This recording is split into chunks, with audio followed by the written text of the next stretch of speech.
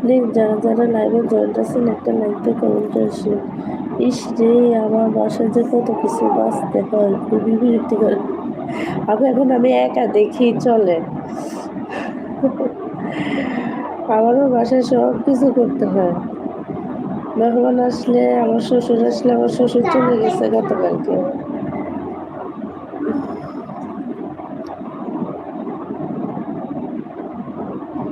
আমি অবশ্য তো মানে বেশি মেহমান হলে বাসায় বাজে না, আমি দোকান থেকে কিনে নিয়ে আসি, শুধু ছোলা বুট